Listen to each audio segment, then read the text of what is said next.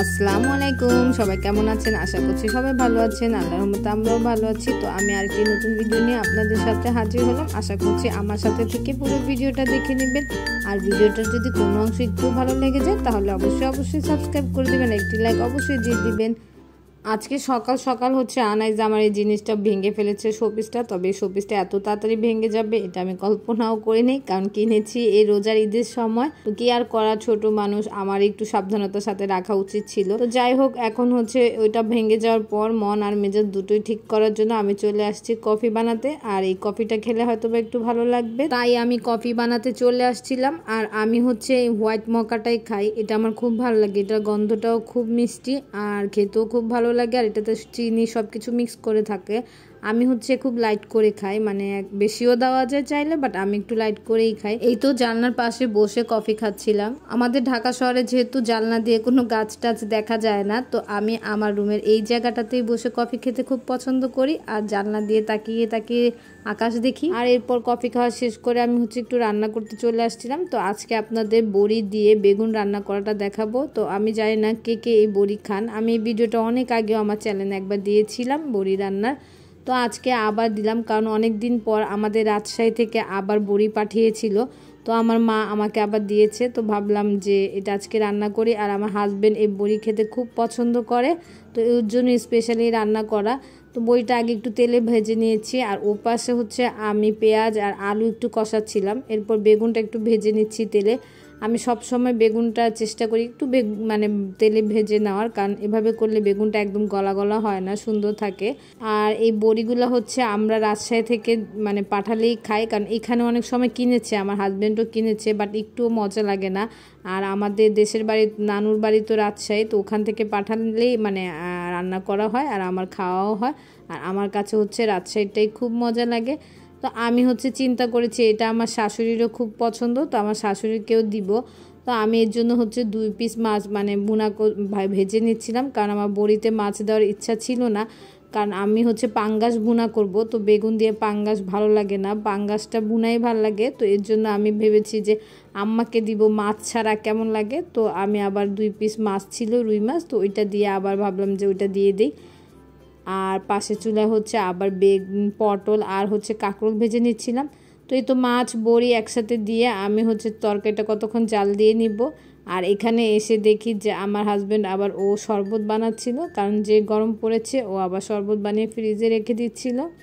তো ও খুব একটা ভালোই চালাকি করে, এইটার মধ্যে অনেক চিনি দেওয়া। আর যেহেতু শরবত ফ্রিজে থাকার কারণে অনেক মানে ঠান্ডা থাকে, তো ডিরেক্ট ঠান্ডা তো আর খাওয়া যায় না।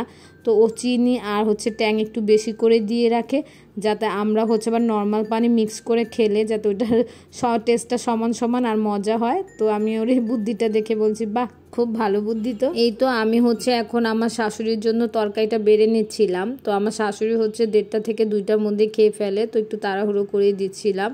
আর এই জন্য এটা একটু সবার আগে রান্না বসিয়ে দিয়েছিলাম, আমার হাজব্যান্ড যে এখন দিয়ে আসবে। এরপর আমরা হচ্ছে খাওয়া দাওয়া করে সব কিছু সেরে বিকেলবেলা চিন্তা করলাম যে আনাইজ আর আদিয়ান যেহেতু ম্যাঙ্গো বার খুব পছন্দ করে, তো ওদের জন্য একটু আমসত্ত্ব বানাই।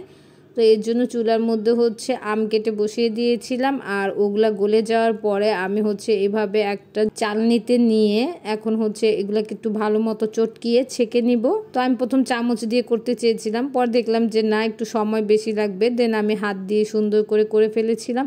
আর যতটুকু এই আমের হচ্ছে কি বলবো, এগুলা যেগুলো বেঁচে গেছে, তো এগুলো আমি ফেলিনি। আমি ভেবেছি যে এটা দিয়ে একটা কাজ করা যায়, কাঁচা আমের জুস বানিয়ে ফেলি, যেহেতু আমার হাজব্যান্ডের খুব পছন্দ।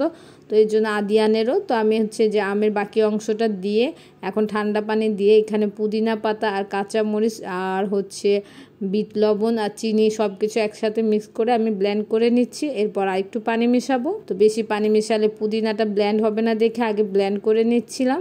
আর আমসত্ত্বা বানানোর ভিডিওটা আমি নেক্সট ভিডিওতে দেখাবো। তো এই তো আমার শরবত রেডি। তো ভেবেছি যে আমার হাজব্যান্ডকে একটু দিয়ে আসি, ও সকাল থেকে অনেক কাজ করছে অফিসে।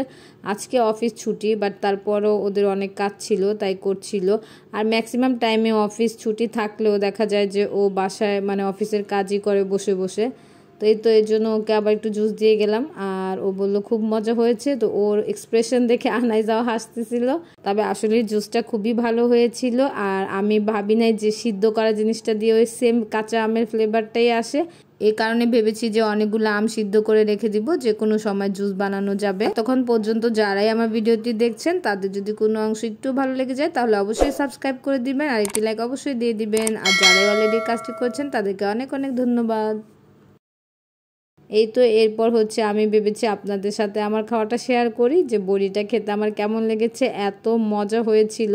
আর এই তো বড়িটা দেখেন কি সফট হয়েছে আর কি সুন্দর ভেঙেও গেছে। আমার হাজব্যান্ডও বলেছে যে খুব মজা হয়েছিল। আর আমার বোম্বাই মরিচ তো অনেক ভালো লাগে, তাই একটু পটল ভাজা কাঁকরোল ভাজা দিয়ে খেয়ে নিয়েছিলাম। আর এই তো এছাড়া আমি হচ্ছে পাঙ্গাস ভুনা করেছিলাম। আমার শাশুড়ি আবার বুটের ডাল দিয়ে গরুর মাথা রান্না মানে মাংস রান্না করেছিল, সেটাও দিয়েছে।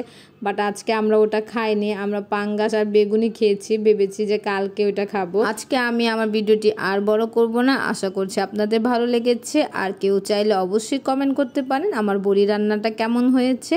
তো সবাই ভালো থাকবেন, আল্লাহ হাফেজ, আসসালামু আলাইকুম।